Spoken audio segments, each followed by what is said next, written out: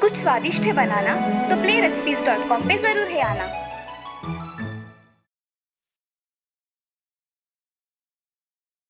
शारजापुर नाम के गांव में रघु नाम का एक आदमी रहता था। वो अपने खेत में बहुत मेहनत किया करता था, मगर फसल अच्छी आने के बावजूद भी उसकी फसल के उसे अच्छे दाम नहीं मिलते थे। इसलिए वो थोड़ा परेशान था। मेरी फसल अच्छी होने के बावजूद भी मुझे ये लोग अच्छा दाम नहीं देते। मुझे मेरे खेतों में कुछ अलग लगाना पड़ेगा जिससे मेरा उत्पादन अच्छा हो। अजी, आप इतने दिनों से क्या सोच रहे हो? मैं सोच रहा हूँ कि इस साल खेती में कुछ अलग लगाऊं। यानी कि? अरे भाग्यवान, कुछ नहीं। मैं सोच रहा हूँ कि इस बार खेत में गेहूं की फसल के साथ साथ हम मिर्च का उत्पादन ले तो। बहुत अच्छा विचार है, मगर आपको मिर्च के बीज लाने होंगे। हाँ, मैं अभी बाजार जाकर देखता हूँ। रघु बाजार जाता है और गेहूं तथा मिर्च के बीज लेकर आता है। इस साल मैं बहुत सारा उत्पादन करूंगा और बहुत मेहनत करूंगा। ऐसा बोलकर वो खेत में जाकर बीज बो देता है। उनकी अच्छे से देखभाल करता है, मगर देखभाल करते समय उसका ध्यान ही नहीं रहता।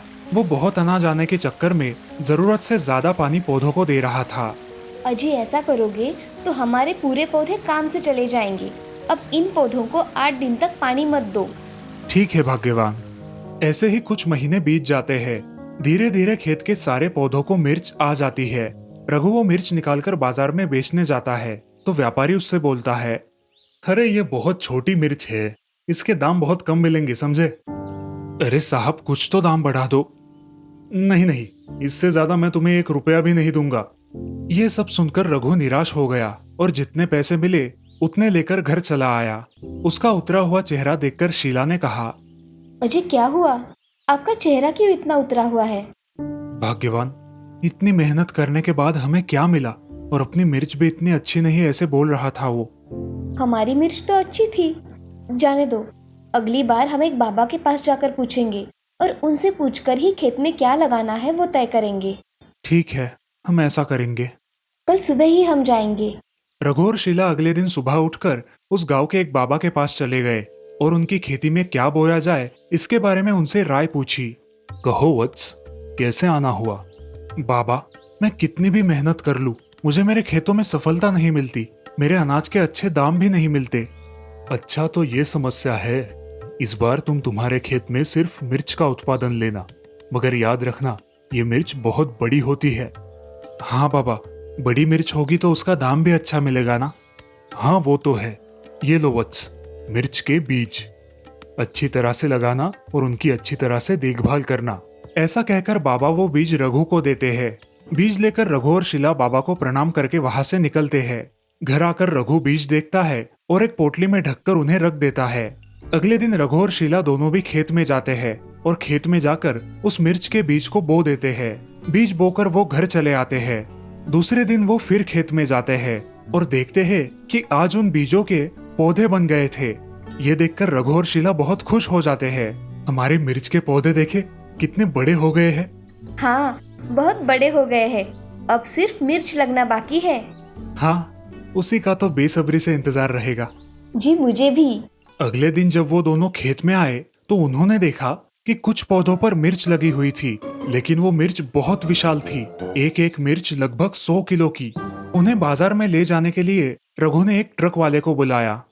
भाई साहब, मेरे खेत की मिर्च बाजार में जाकर बेचनी है, उसे लेकर जाना है। जी ठीक है, मैं आपकी मिर्च बाजार में पहुंचा दूंगा, मगर मुंह मांगे कीमत देनी होगी। हाँ भाई, दूंगा, पहले चलो तो। रघु और ट्रक वाला खेत में आकर देखते हैं और ट्रक वाला रघु से कहता है, अरे भाई रघु, ये मिर्च इतनी बड़ी कैसे हो गई? इतनी बड़ी मिर्च तो मैं मेरी जिंदगी में पहली बार देख रहा हूँ। भाई, ये थोड़ी अलग किस्म की मिर्च है, आप इसे लेकर बाजार चलोगे ना? अरे नहीं भाई, इसको कौन उठाएगा, और मेरे ट्रक में ये बैठेगी भी नहीं। अच्छा, तो मैं इसे बाजार लेकर कैसे जाऊँ? रघु, तू क्रेन वाले के पास चला जा, वो तेरी मदद करेगा। ठीक है। ऐसा कहकर रघु क्रेन के मालिक के पास जाता है और उसे बोलता है, मुझे मेरी मिर्च बाजार जाकर बेचनी है, अगर आपकी कुछ मदद हो जाती तो बहुत अच्छा होता। क्या लेकर जाना है? मिर्च? अरे भाई, तुम मजाक कर रहे हो क्या? अरे नहीं भाई, मेरे खेत में बहुत बड़ी मिर्च का उत्पादन हुआ है जिसे मुझे बाजार जाकर बेचना है। क्या आप मेरी मदद कर पाओगे? हाँ भाई, मगर कोई मिर्च इतनी बड़ी कैसे हो सकती है? अब खुद चलकर देख लो, बाद में बोलना, ठीक है? ऐसा कहकर रघु और क्रेन वाला रघु के खेत में आते हैं। खेत में लगी मिर्च देखकर क्रेन वाले की आंखें फटी की फटी रह जाती है। वो रघु से कहता है, रघु, तुम्हारे खेत में इतनी बड़ी मिर्च कैसे आ गई? मैंने मेरी जिंदगी में इतनी बड़ी मिर्च नहीं देखी। हाँ, वो जादुई मिर्च है ना, इसीलिए। चलो, अब ये मिर्च बाजार में लेकर जाते हैं, इसे अच्छे दाम में बेचूंगा। जी। ऐसा कहकर क्रेन वाला और रघु वो मिर्च उठाकर मार्केट में लेकर जाते हैं और वहां जाकर रघु व्यापारी से, भाई साहब, इस बार मेरी मिर्च बहुत अच्छी आई है, इस बार आपको मुझे अच्छे दाम देने होंगे। हर बार की तरह निम्न क्वालिटी की मिर्च लेकर आए होगे तुम। अरे एक बार देख तो लीजिए। व्यापारी उस मिर्च को देखकर दंग रह जाता है। रघु भाई, ये मिर्च सिर्फ मैं ही खरीदूंगा और तुम किसी को नहीं बेचोगे, समझे? मगर इसकी मुझे मुंह मांगी कीमत चाहिए। अरे रघु, इस मिर्च का पाउडर बनाया तो पूरा गांव साल भर उसका पाउडर खाएगा। इतनी बड़ी मिर्च है ये, इसलिए तुम्हारे सारे खेत की मिर्च मैं ही खरीदूंगा। जी भाई साहब, मैं आपको ही दूंगा। ऐसा कहकर व्यापारी रघु को बहुत सारे एडवांस पैसे देता है। पैसे लेने के बाद रघु अपने खेत की सारी मिर्च उसी व्यापारी को बेच देता है और इस तरह हर साल वो बहुत ज्यादा मिर्च का उत्पादन करने लगा। कुछ ही दिनों में बहुत अमीर हो गया। सारे गांव में रघु के मिर्च के चर्चे होने लगे और उस जादुई विशाल मिर्च की वजह से रघु और शीला खुशी खुशी रहने लगे। इस कहानी से हमें ये सीख मिलती है कि जिंदगी में हमेशा कोशिश करनी चाहिए। नसीब भी कोशिश करने वालों का साथ देता है। माधवगढ़ नाम के गांव में चंदन नाम का एक मटके वाला रहता था। उसकी पहली पत्नी गुजर चुकी थी, जिसकी लड़की थी राधा। चंदन ने दूसरी शादी कर ली। दूसरी पत्नी निर्मला की बेटी थी नेहा। निर्मला की जब शादी हुई, वो राधा से सौतेला व्यवहार करने लगी। वो उसे घर का सारा काम करने बोलती और कभी कभार उसे रात को भूखे पेट ही रखती थी। जब चंदन मटके बेचकर आता तो निर्मला काम करने लग जाती और उसे झूठा दिखावा करती। राधा का शांत स्वभाव होने के कारण उसकी माँ उसके इस स्वभाव का फायदा उठाती थी। अब निर्मला उसे बहुत सारा काम बताती और खाने में रूखा सूखा दिया करती थी। एक दिन निर्मला बाजार से बहुत सारे फल खरीद कर लाती है। वो खुद उसमें से सारे फल खा लेती है और बचे कुचे अनार राधा को देती है। ए राधा, ये ले अनार खा ले, नहीं तो बोलेगी कि माँ कुछ भी खाने को नहीं देती। नहीं माँ, मैं ऐसा क्यों बोलूँ? हाँ, आजकल की लड़कियों का क्या भरोसा। राधा वो अनार लेकर चली जाती है और अपने घर के बगीचे में बैठकर खाने लगती है। कुछ अनार वो खा लेती है और कुछ अनार के दाने नीचे जमीन पर गिर जाते हैं। वो उदास होकर वहां बैठकर रोने लगती है। 8 दिनों बाद आंगन में एक छोटा सा पौधा उग जाता है। अब उसे देख राधा बहुत खुश हो जाती है। राधा उस पौधे का प्रतिदिन ख्याल रखती थी और घर के काम भी किया करती थी। एक दिन उसके पिताजी की तबीयत बहुत खराब हो जाती है, इसलिए वो घर पर ही आराम करने लगते हैं। अब घर में कमाने का कोई जरिया नहीं रहता और इसी के कारण निर्मला घर में हमेशा झगड़े करने लगती है। ऐसे ही बहुत दिन बीत जाते हैं, मगर चंदन के ठीक होने की कोई संभावना नहीं दिखती। अब निर्मला तंग होकर नेहा को लेकर अपने मायके चली जाती है। राधा अपने पिताजी चंदन का अच्छे से ख्याल रखती है, मगर घर में अब अनाज का एक भी दाना नहीं बचा था। वो अब घर के पीछे के बाग में जाकर रोने लगती है। तभी अचानक, राधा, राधा। कौन है? ये आवाज किसकी है? राधा, मैं हूँ, अनार का पेड़ जिसे तुमने लगाया है। क्या तुम बोल सकते हो? हाँ राधा, मैं जादुई अनार का पेड़ हूँ जिसे तुमने बनाया है। राधा, रोना बंद करो और क्या समस्या है मुझे बताओ, मैं तुम्हारी मदद करूंगा। तुम मेरी क्या मदद कर सकते हो? तुम मुझे अपनी समस्या तो बताओ, फिर देखो कमाल। मेरे पिताजी की तबीयत बहुत खराब है और सौतेली माँ भी घर छोड़ के चली गई है। घर में खाने के लिए कुछ भी नहीं है। अब मैं खाना और पिताजी के इलाज के लिए पैसे कहाँ से लाऊं? ऐसा कह के राधा फिर से रोने लगी। तभी अनार के पेड़ पर बहुत सारे अनार लग जाते हैं। वो इतने सुंदर होते हैं कि वो देखती ही रह जाती है। अब वो जादुई अनार का पेड़ बोलता है, राधा, मेरे पेड़ की टहनियां नीचे करके सारे अनार तोड़ लो और बाजार जाकर बेच आओ। उससे जो भी पैसे मिलेंगे उससे तुम खाना और दवाइयाँ खरीदना। पेड़ के कहे अनुसार राधा अब सारे अनार निकाल लेती है और उन्हें एक टोकरी में डालकर बाजार में बेचने के लिए बैठती है। अनार कैसे दिए? 50 रुपए किलो। सिर्फ 50 रुपए? 2 किलो दे दीजिए। देखते ही देखते उसके सारे अनार बिक जाते हैं और वो जल्द ही घर लौट आती है। घर जाते समय वो अपने पिताजी को दवाई और कुछ खाने का सामान लेकर जाती है। खुशी खुशी अपने पिताजी को भरपेट खाना खिलाकर दवाई देती है। बाद में उस पेड़ का शुक्रिया करने के लिए वो अपने घर के पीछे वाली बाग में जाती है। तभी उसे वो पेड़ फिर से अनार से भरा हुआ नजर आता है। हे जादुई पेड़, तुम्हारा धन्यवाद। आज तुम्हारी वजह से हमने इतने दिनों के बाद भरपेट खाना खाया। आज से तुम हर रोज पेड़ से अनार निकाल कर बेचना, तुम्हें कभी खुशियों की कमी नहीं होगी। अब राधा रोज सुबह अनार के पेड़ से अनार निकालती और बाजार में जाकर बेचती। राधा अपने पिताजी का अच्छे से इलाज कर पाने की वजह से बहुत खुश थी। पिताजी की तबीयत में अब सुधार आने लगा। वे कुछ ही दिनों में ठीक हो गए और अपना मटके बनाने का कारोबार फिर से शुरू कर दिया। अब राधा भी उन्हें मदद कर दिया करती थी। धीरे धीरे राधा अनार बेचकर बहुत अमीर बन गई। अब उनके पास सब कुछ था। राधा ने गांव में एक दुकान खरीद ली जिसमें वो और उसके पिताजी अपना कारोबार किया करते थे।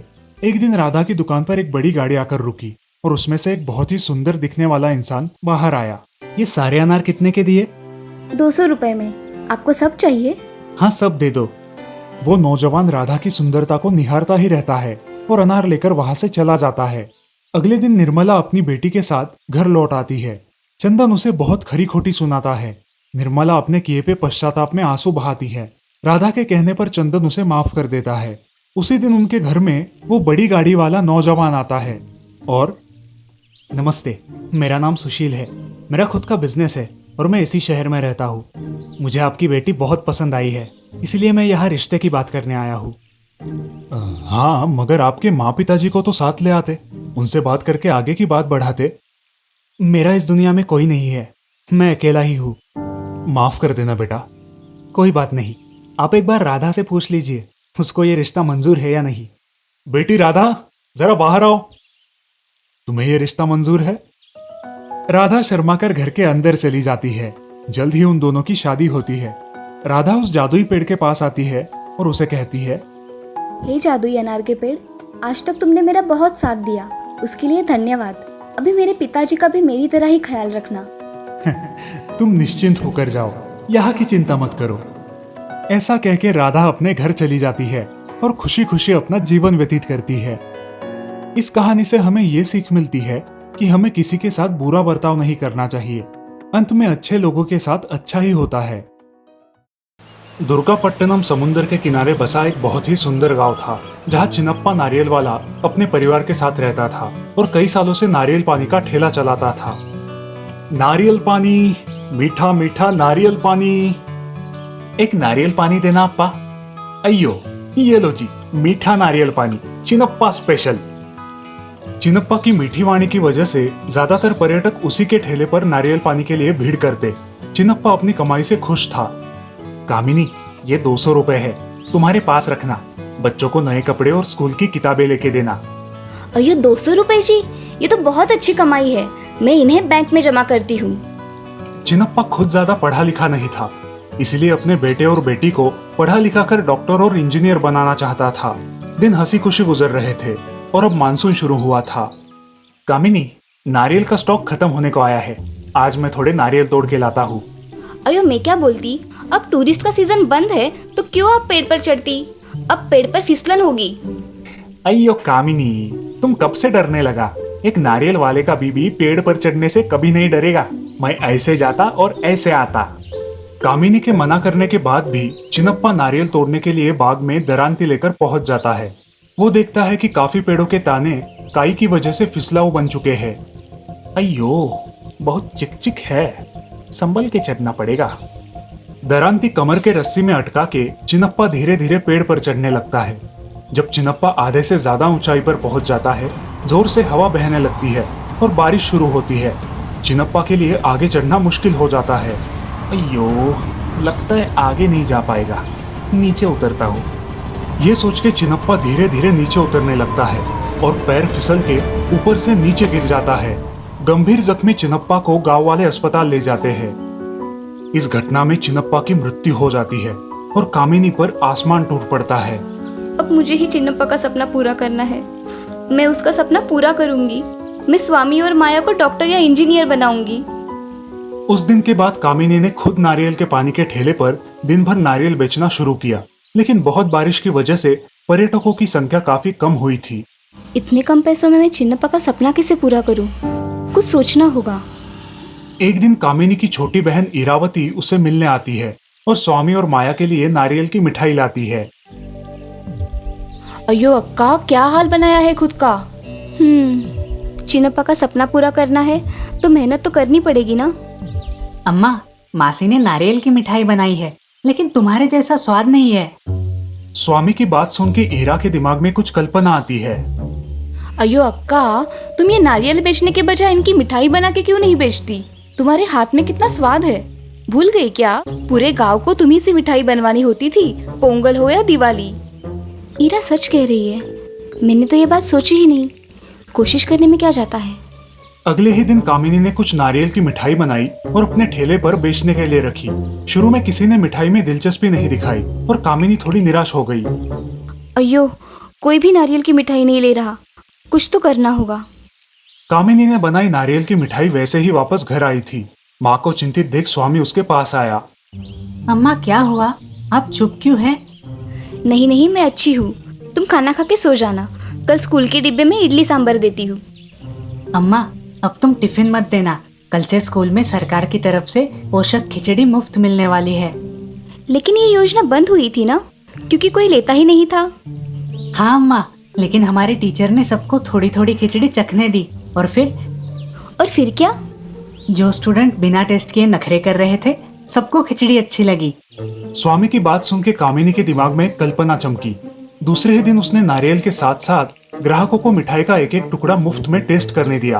अब बारिश कम होने की वजह से पर्यटकों की संख्या भी बढ़ रही थी और जैसे चमत्कार हो गया। ओह वाह, ये तो बहुत टेस्टी है, 100 ग्राम दीजिए। बहुत बढ़िया, इतनी टेस्टी नारियल मिठाई मैंने आज तक नहीं खाई है। प्लीज मुझे पाव किलो दीजिए। बस, कामिनी की सिंपल सी आइडिया सक्सेसफुल हो गई और देखते ही देखते नारियल बर्फी से उसकी अच्छी कमाई होने लगी।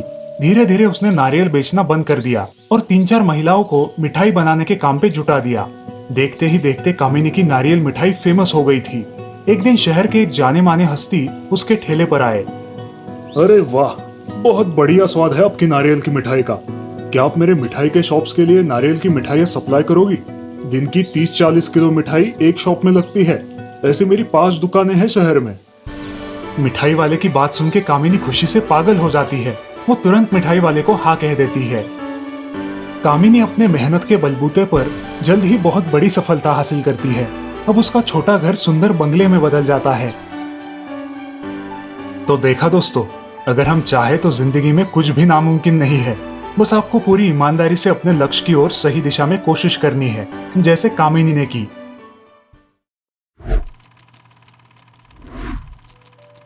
बेटी एक अनोखा रिश्ता है और आज के समय में भी हमें बेटी बचाओ बेटी पढ़ाओ का नारा लगाना पड़ता है। इसके बावजूद कन्या भ्रूण हत्या के केसेस समाज में सामने आ ही जाते हैं।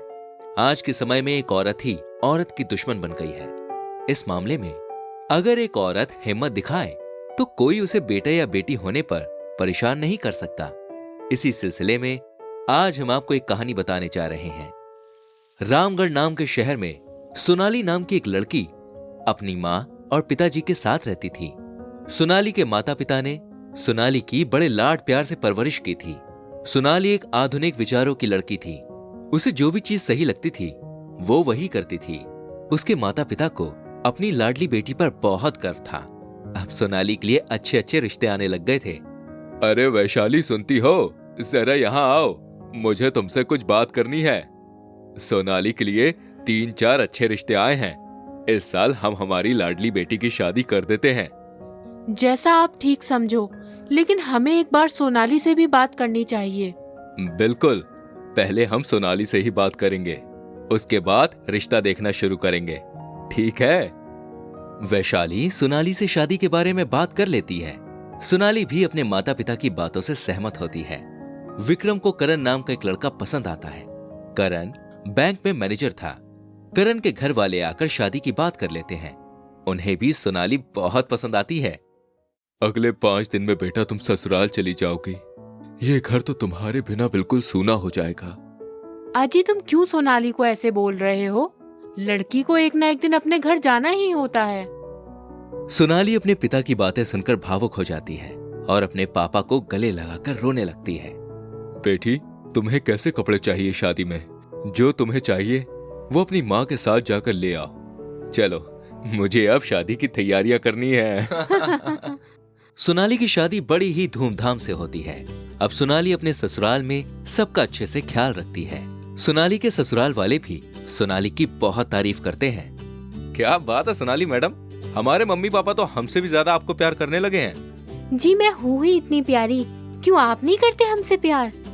अरे बाबा, बहुत प्यार करता हूँ तुमसे। ऐसे ही हंसी खुशी के दिन बीत जाते हैं। अब सोनाली प्रेग्नेंट हो जाती है। वो ये खुशखबरी करण को बताती है। करण की तो खुशी का ठिकाना ही नहीं रहता। वो बहुत खुश होता है, सोनाली को गले लगाता है और ये खुशखबरी माँ को बताने जाता है। माँ, माँ, अरे ओ माँ, कहाँ हो? अरे जल्दी से बाहर आओ, मुझे कुछ बताना है। अरे क्या हुआ? क्यों घर सर पे उठा रहे हो? क्या बात है, बताओ। अरे माँ, तुम दादी बनने वाली हो। दादी। क्या? सच में? सोनाली बेटी कहाँ है? जी माँ, मैं आपके पास ही आ रही थी, लेकिन मुझसे पहले ये दौड़ते हुए आ गए। बहू देखो, आज से कम काम किया करो, अपनी सेहत का ख्याल रखो और कोई भी चीज की जरूरत हो मुझे आवाज दे दो। चलो अब तुम रूम में जाकर आराम करो, मैं तुम्हारे लिए दूध लेकर आती हूँ। जी माँ जी। अब सोनाली की सास सोनाली का बहुत ख्याल रखने लगती हैं। एक दिन सोनाली को रूटीन चेकअप के लिए राधा हॉस्पिटल लेकर आई। जी डॉक्टर साहब, आप हमें सोनाली की कोख में लड़का है या लड़की बता सकते हैं क्या? जी नहीं, ये तो कानूनन गुनाह है, आपको मैं कुछ नहीं बता सकता। राधा डॉक्टर के नीचे काम करने वाली नर्स से चिकनी चुपड़ी बातें करके और पैसों का थोड़ा लालच देकर लड़का है या लड़की ये बताने के लिए उसे मना लेती है। नर्स राधा को बताती है कि आपकी पोती होने वाली है। उस दिन से राधा का सोनाली की तरफ व्यवहार पूरा बदल जाता है। वो सोनाली को ताने मारने लगती है। उसके खाने पीने की चीजों से लेकर हर छोटी छोटी चीजों पर चिल्लाती है। सोनाली एक दिन राधा के पास जाकर बोली, माँ जी, मुझसे कोई गलती हुई है क्या? आप मुझसे अच्छे से बात नहीं कर रही हो। नहीं नहीं, गलती तो मेरी है ना, मुझे मेरे घर का वारिस चाहिए, समझी? और तुम तो एक लड़की को जन्म देने वाली हो। अगर मुझसे बात करना चाहती हो तो जाकर अबॉर्शन करा लो, मुझे इस घर में लड़का चाहिए, समझी? सोनाली को ये सब बातें सुनकर बहुत बुरा लगता है। वो रोती हुई अपने कमरे में चली जाती है। शाम को जब करण घर पर आता है तो सोनाली करण को सारी बातें बताती है। करण सोनाली को शांत करता है और अपनी माँ से बात करने चाहता है। माँ, लड़का हो या लड़की, ये सब ऊपर वाले के हाथ में है ना माँ, तो हम क्यों ना ये चीज मान लें? और आजकल लड़के और लड़की में कोई अंतर नहीं समझता। लड़कियां आज कितनी आगे बढ़ रही हैं। आप सोनाली को मत दोष दो, इसमें उसकी क्या गलती? हाँ, तू तो रहने ही दे, बीवी का गुलाम बन गया है तू। उसने फुसफुसाकर दो बातें क्या कही, आ गया बीवी की वकालत करने। मुझे कुछ नहीं सुनना, मुझे घर में पहले लड़का ही चाहिए, बस ये मेरा अंतिम फैसला है। जाकर कह दे उसे कि अबॉर्शन करा ले। इसी तरह घर में रोज नोकझोंक होती रहती थी। अब इन सब बातों का सोनाली के ऊपर गहरा असर हुआ। वो बहुत बीमार रहने लगी। इसके कारण करण उसे अस्पताल लेकर गया। करण, जरा अंदर आओ, मुझे तुमसे कुछ बात करनी है। जी डॉक्टर साहब, क्या हुआ? देखो करण, सोनाली जब प्रेग्नेंट हुई तब उसकी तबीयत बहुत अच्छी थी, लेकिन अब सोनाली की तबीयत बहुत खराब है। इस वजह से बच्ची की ग्रोथ में असर पड़ गया है। तुम्हें अबॉर्शन कराना पड़ेगा। करण घर आकर ये बात सारे घर वालों को बताता है। राधा को तो जैसा चाहिए था वैसा ही हो गया था। अगले दिन राधा सोनाली को लेकर अबॉर्शन कराने लेकर जाती है। डॉक्टर सोनाली का अबॉर्शन करते हैं। कुछ दिनों बाद पता चलता है कि अबॉर्शन के वक्त कुछ गलती हो गई थी। उस वजह से सोनाली अब कभी भी मां नहीं बन सकती। जब ये बात राधा को पता चलती है तो राधा को अपने आप पर बहुत पछतावा होता है। लेकिन अब सब कुछ हाथ से निकल चुका होता है। एक परिवार जहां बेटी के जन्म से ढेर सारी खुशियां आने वाली थीं, वहां राधा के लड़के की जिद ने उस परिवार को पूरी तरह से बिखेर कर रख दिया। दोस्तों, इस कहानी से हमें यह सीख मिलती है, लड़के और लड़की में कोई भी अंतर नहीं है।